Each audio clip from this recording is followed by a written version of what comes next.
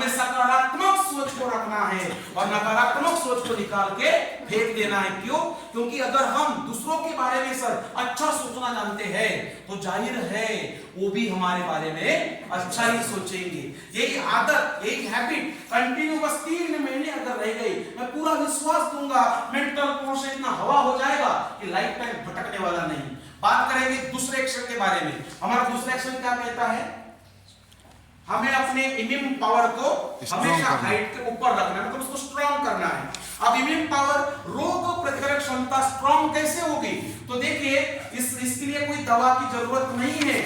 अगर हमें अपना इम्यून पावर स्ट्रांग करना है तो उसका बस एक ही तरीका है इम्यून पावर स्ट्रांग करने का, और वो तरीका है बस ये कसरत के ही माध्यम से। देखिए मैडम सर, अगर हम कसरत के माध्यम से करते हैं तो ही हमारा इम्यून पावर स्ट्रांग होता है। देखिए आज तक हम सूरज निकलने के पहले नहीं उठते थे।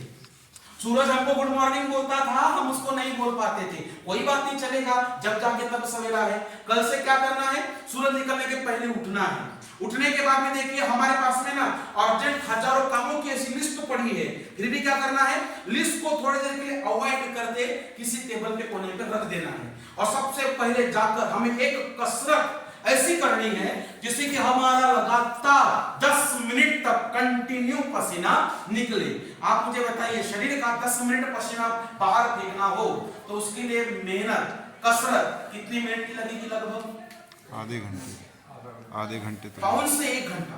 पाउन से 1 घंटे की जो कसरत होती है जिसके माध्यम से कंटिन्यू शरीर का 10 मिनट पसीना बाहर निकाला जा सकता है। मैडम सर, अगर हम टहल नहीं सकते हैं, अगर हम टहल नहीं सकते हैं, शारीरिक कसरत नहीं कर सकते, डांस नहीं कर सकते हैं, स्केटिंग नहीं कर सकते हैं, फिर भी बोलते हैं कि सर मुझे पसीना निकालना है, तो कल मुझे जवाब मिला था कि सर मैं क्या करूंगा?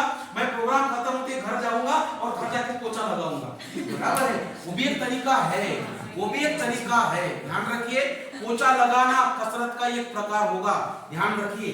लेकिन अगर हम पोछा भी नहीं लगा सकते हैं, हमें पसीना निकालना फिर भी है, तो फिर उसका तरीका क्या होगा? तो देखिए, कसरत नहीं कर सकते, पोछा नहीं लगा सकते, दोनों में से बेहतरीन तरीका और एक है हमारे घरों में। अब वो तरीका क्या होगा? हम सभी के घरों में सीढ़ियां होती है, फिर करना क्या है? 10 बार चढ़िए, 10 बार उतरिए, आधा घंटे तक वही काम कीजिए। और घर में सीढ़ियां नहीं है तो पड़ोसी के घर जाके रूम लीजिए। आप कुछ भी कीजिए, कैसा भी कीजिए, आपका तो काम है।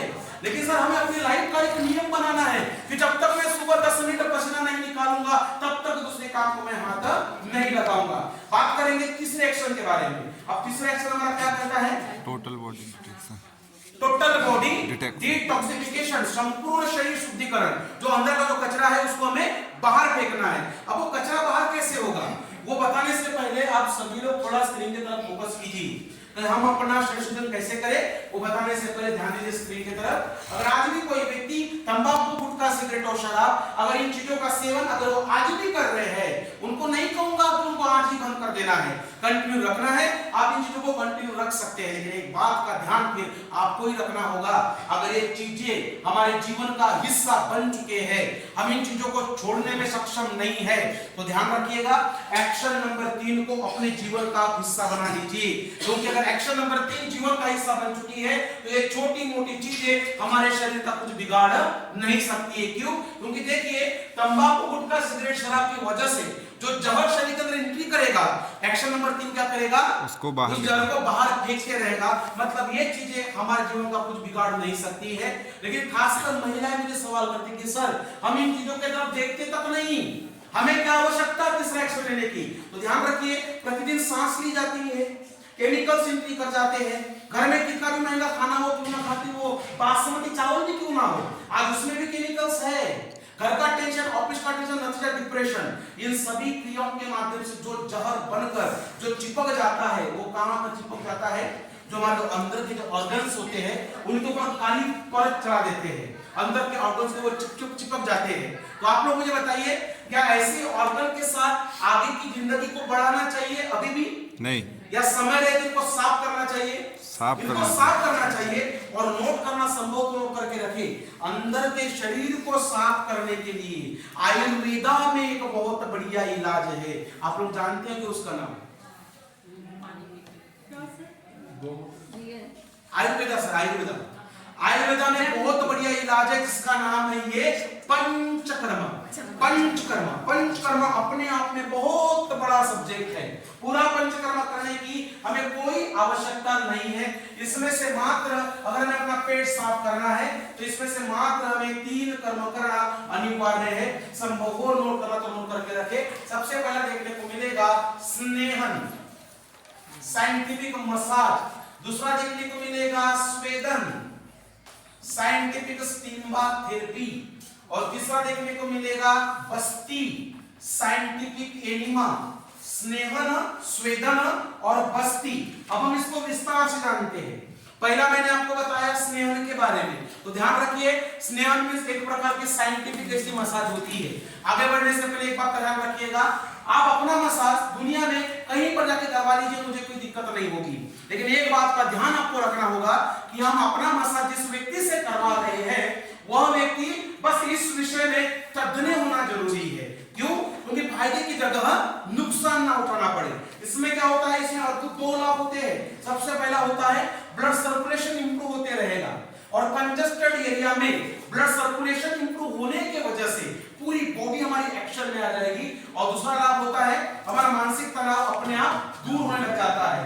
दूसरा मैंने आपको बताया था स्वेदन के बारे में, साइंटिफिक स्टीम बाथ थेरेपी, भाप चिकित्सा पद्धति, आयुर्वेदिक भाप स्नान। इसमें क्या होता है, यहां से ऊपर का भाप इस प्रकार से खुला छोड़ दिया जाएगा और इसी प्रकार से यहां से नीचे का भाप एक बड़े से डिब्बे में ढक दिया जाएगा और नीचे से स्टीम मशीन स्टार्ट कर दी जाएगी।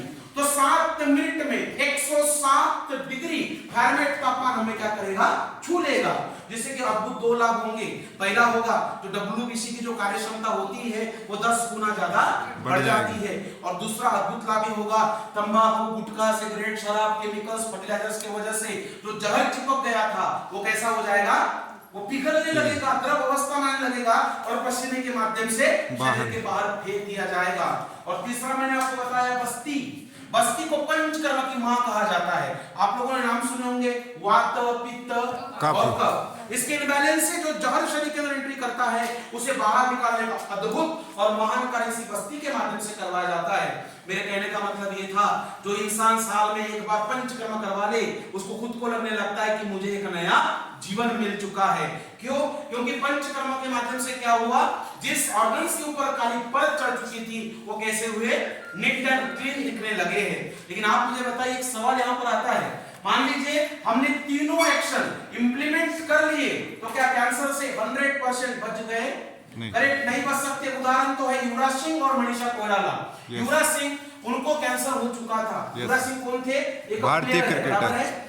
युवराज सिंह को कैंसर हुआ लेकिन उन्होंने उसके ऊपर जीत हासिल कर ली, बराबर है। अब वो उनको कैंसर कौन सा हुआ तो आपको पता होगा, वो रेयर लोग उससे बचते हैं।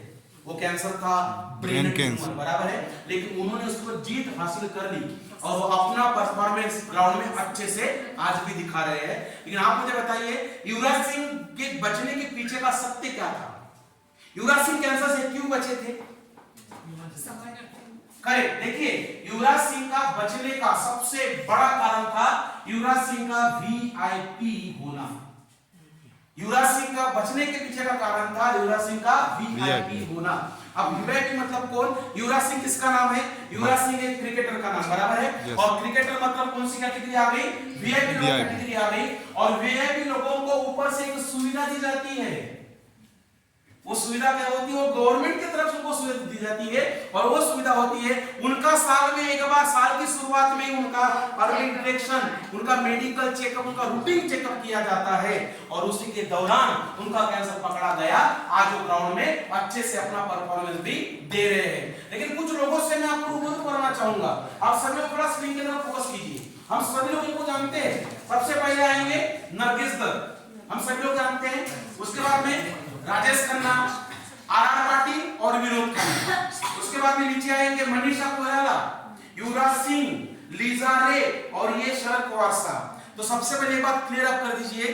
देखिए अगर भारतवर्ष में 100 लोगों को कैंसर अगर हो चुका उसमें से 88 लोग हमेशा कैंसर से मर जाते हैं, लेकिन उसमें से 12 लोग ही अपने आप को कैंसर से बचा पाते हैं। मतलब ऊपर के लोग कौन सी कैटेगरी में आएंगे? वो 88 लोगों की कैटेगरी में आएंगे और नीचे के लोग 12 लोग कैटेगरी में आएंगे। लेकिन बात मुझे ये समझ में नहीं आ रही है कि ये लोग दोनों ही तरफ के लोग अपने जमाने के सेलिब्रिटी थे। बराबर है। बराबर। अब सेलिब्रिटी मतलब आपको तो पता ही है, समय पे खाना, समय पे सोना, समय पे मेडिकल चेकअप, समय पे पंचकर्मा, सब कुछ समय पे, सब कुछ उनका समय पे था। फिर भी मुझे बात समझ में नहीं आ रही है, 88 लोगों के मरने में और 12 लोगों के बचने में एक्शन नंबर किसका फर्क था? आपने चारों एक्शन नोट कर लिए। yes. अब उसमें से एक एक्शन थी जिसका इसमें फर्क था, जिसके वजह से आज ऊपर के लोग नहीं हैं और जिसके वजह से आज नीचे के लोग हैं। 88 लोगों के मरने में और 12 लोगों के बचने में एक्शन नंबर कौन सी थी जिसका फर्क था? Total body detection, total body detoxification, immunity. Action number 4, action number 4 का इसमें फर्क था। क्योंकि आप लोग मुझे बताइए, इनको कैंसर हुआ, इनको कब पता चला था?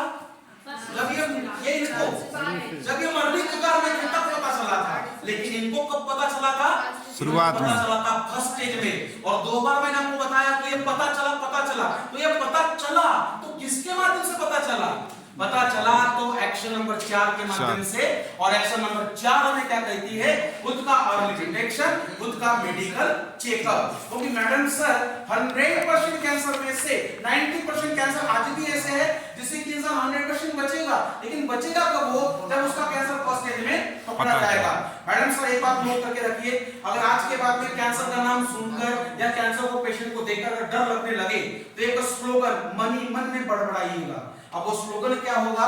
कैंसर के प्रति बचने का तो नोट करके रखिएगा, माइंड में सेव करके रखिएगा। और वो स्लोगन होगा the best protection, the best protection is early detection, the best protection is early detection. क्यों? क्योंकि early detection means 100% life and let detection means 100% death. लेकिन अर्ली डिटेक्शन में मेडिकल चेकअप में करना क्या क्या होगा, इसका नॉलेज तो लैब वालों से पहले हमें होना जरूरी है या नहीं है? क्योंकि हम सब लोग दुनिया घूम चुके हैं मैडम सर। 3 प्रकार के लोग हमसे मिलते हैं। नंबर 1, मिसगाइड करने की पहले कोशिश की जाती है। नंबर 2, कपड़ों को देखकर, शक्लों को देखकर पैसे लूटना शुरू हो जाता है, बराबर है। और नंबर 3, इतने महान होते हैं, दुनिया भर से रिपोर्ट ला लो, दुनिया भर से रिपोर्ट ला लो, आपको एक ही जवाब मिलेगा।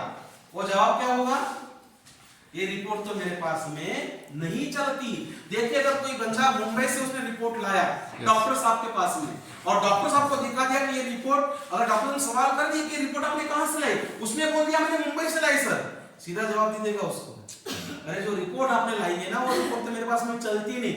आपको ना आहू के जो बस स्टैंड है, ग्राम पंचायत है, वहां पर एक नजदीक एक लैब है, वहां से आपको रिपोर्ट लाना होगा, क्योंकि वहां की रिपोर्ट मेरे पास में चलती है। बेचारा 1100 किलोमीटर दूर चला गया, वो रिपोर्ट नहीं चली। 2 किलोमीटर गया, वो रिपोर्ट उसकी चली। फर्क क्या था? फर्क था कमीशन का। घाटा किसका? घाटा तो हम लोगों का घाटा हुआ। ऐसा होता क्यों है मैडम सर? ऐसा होता इसलिए है क्योंकि हमें उन चीजों का नॉलेज नहीं होता है और उसी चीज का वो लोग फायदा उठाना अच्छे से जानते हैं। क्योंकि हम लोग जानते हैं हम अपनी कमाइयों का आधा से आधा हिस्सा तो जिंदगी का उनके हवाले कर देते हैं। ऐसा नहीं, बराबर है। लेकिन आज के बाद में ऐसा होगा नहीं। मेडिकल चेकअप में क्या क्या करना होगा मैं सभी को नोट करके तो अवश्य दूंगा, लेकिन आप लोगों को मुझसे एक वादा करना होगा। आप लोग तैयार रहेंगे? वो वादा आपसे आपको मुझसे करना होगा कि जिस पन्ने पे आप मेडिकल चेकअप को नोट करने वाले हैं, उस पन्ने को जैसे आपको समय मिले उसका लेमिनेशन करके रखिएगा। और आज के बाद में जब जब आपको मौका मिलेगा मेडिकल चेकअप करने का, तो पन्ने को साथ में लेके जाइए, ताकि आगे का जो डॉक्टर है उसकी हिम्मत नहीं होना चाहिए मिसगाइड करने की और आपका पैसा लूटने की। आप सभी लोग तैयार हैं? कागज कलम हाथ में आ गई तो मैडम सर ध्यान दीजिए। लेकिन उससे भी एक बहुत बड़ा सवाल ये है मैडम सर, उससे भी बस 2 सेकंड के लिए आप मेरे तरफ ध्यान दीजिए। देखिए, मैंने आपको बता दिया कि मेडिकल चेकअप मैं आपको नोट करके दूंगा। मैंने आपको मेडिकल चेकअप नोट करके भी दिया, आपने मेडिकल चेकअप नोट कर भी ली। और जैसे मैंने बताया कि आपको साल में एक बार मेडिकल चेकअप करना अनिवार्य है, तो मेरे कहने मुताबिक आपने क्या किया, वो मेडिकल चेकअप करने भी चले गए। जिस लैब में भी जाएंगे तो वहां आपको इन टेस्ट की रिपोर्ट एक्यूरेट मिलेगी। इसकी क्या गारंटी? जो मैं आपको मेडिकल चेकअप को नोट करके दूंगा उसकी भी रिपोर्ट आपको एक्यूरेट मिलेगी। इसकी क्या गारंटी? गारंटी है नहीं। मतलब क्या हुआ, जहां थे वहीं पर आकर हम लोग अटक गए। लेकिन मैडम सर, सबसे पहले मेडिकल चेकअप में करना क्या क्या होगा, ये जानने से भी बहुत ज्यादा जरूरी है कि ऐसी कौन सी लैब हो जहां पर हमें रिपोर्ट एक्यूरेट मिले, ऐसी कौन सी लैब हो जहां पर हमें रिपोर्ट यूनिवर्सल मिले।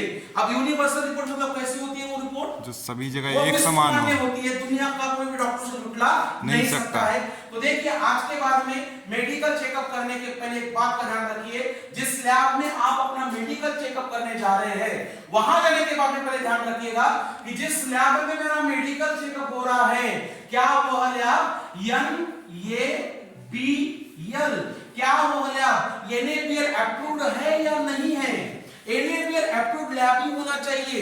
अब NABL अप्रूव्ड मतलब नेशनल एक्रीडिटेड ब्लड लेबोरेटरी, राष्ट्रीय मान्यता प्राप्त सेंटर होते हैं, national accredited blood laboratory NABL centre होते हैं। देखिए, ये सेंटर हर जिले में अवेलेबल होते हैं, हर जिले में, लेकिन होते रेयर है, लेकिन हर जिले में अवेलेबल अवश्य होते हैं। यहां पर आपको ना दो अद्भुत लाभ मिलेंगे, यहां पर आपको दो अद्भुत लाभ मिलेंगे। पहला, लागत काफी कम लगेगी क्योंकि वो गवर्नमेंट चार्ज आपसे पे करना पड़ता है, वहां पर लागत काफी कम लगेगी और टेस्ट काफी एक्यूरेट दी जाएगी। अब बात करेंगे कि मेडिकल चेकअप में करना क्या क्या होगा। उसके पहले आप लोग मुझे बताइए, हमें आज के बाद ऐसी कौन सी लैब में जाना होगा? वो हमारी लैब कैसी होनी चाहिए? NABL अप्रूव्ड होना चाहिए, जहां पर अपना मेडिकल चेकअप करेंगे। लेकिन मेडिकल चेकअप में करना क्या क्या है, ये बताने से पहले आप लोग मुझे बताइए, मैडम सर, क्या आप सभी लोग अपना